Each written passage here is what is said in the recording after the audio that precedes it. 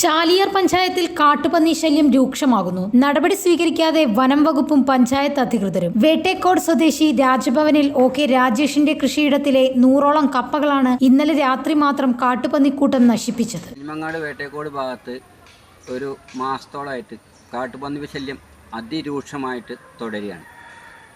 കപ്പ, വാഴ, ചേമ്പ്, കൂവ എല്ലാ വിളകളും പന്നിക്കൂട്ടം നശിപ്പിച്ചുകൊണ്ടിരിക്കുക. അതിൻ്റെ ഭാഗമായിട്ട് ഇന്ന് പുലർച്ചയ്ക്ക് 100 കപ്പമരട് തട്ടിയ ദൃശ്യമാണിപ്പോൾ. വാഴ കൊലയ്ക്കാനായ വാഴയൊക്കെയാണ് പന്നിക്കൂട്ടം നശിപ്പിക്കുന്നത്.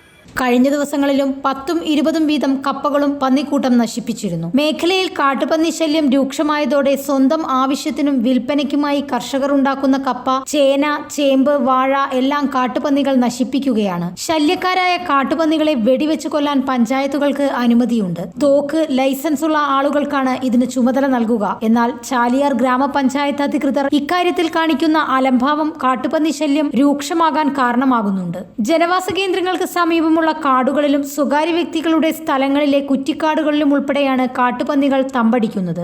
രാത്രിയാകുന്നതോടെ കൃഷിയിടങ്ങളിലേക്ക് കൂട്ടമായി എത്തുകയാണ്. മണ്ണുപ്പാടം മുതൽ കാഞ്ഞിരപ്പടി വരെയുള്ള റോഡിൽ കാട്ടുപന്നികൾ റോഡ് മുറിച്ചു കടക്കുന്നത് പതിവാണ്. നിരവധി ഇരുചക്രവാഹനങ്ങളാണ് ഇതുമൂലം മറിഞ്ഞ് പരിക്കേൽക്കുന്നത്. 4 വർഷം മുൻപ് മൂലേപ്പാടം സ്വദേശി കാട്ടുപന്നി റോഡിനു കുറുകെ ചാടുന്നതിനിടയിൽ ബൈക്ക് തട്ടിയതിനെ തുടർന്നുണ്ടായ അപകടത്തിൽ മരിച്ചിരുന്നു. വേട്ടേക്കോട്, പണപ്പൊയിൽ, മൊടവെണ്ണ, പൈങ്ങാക്കോട്, മണ്ണുപ്പാടം, പൊയിലായി, അകമ്പാടം, പെരുമ്പത്തൂർ, ആലോടി, മൂലേപ്പാടം ഭാഗങ്ങളിലെല്ലാം കാട്ടുപന്നികളുടെ വിളയാട്ടമാണ്. കൃഷിയെ പ്രോത്സാഹിപ്പിക്കുന്ന കർഷകർ വിയർപ്പൊഴുക്കി വിളയിക്കുന്ന കാർഷിക വിളകൾ വന്യമൃഗങ്ങൾ നശിപ്പിക്കുന്നത് തടയാനും നടപടികൾ സ്വീകരിക്കണം. അക്ഷയ കേന്ദ്രങ്ങൾ വഴി കർഷകർ വനം വകുപ്പിന് പരാതി നൽകിയാൽ പലപ്പോഴും നഷ്ടപരിഹാരം ലഭിക്കുന്നില്ലെന്ന് മാത്രമല്ല, ലഭിച്ചാൽ തന്നെ നഷ്ടമാകുന്ന വിളയുടെ 10% പോലും ലഭിക്കുകയുമില്ല.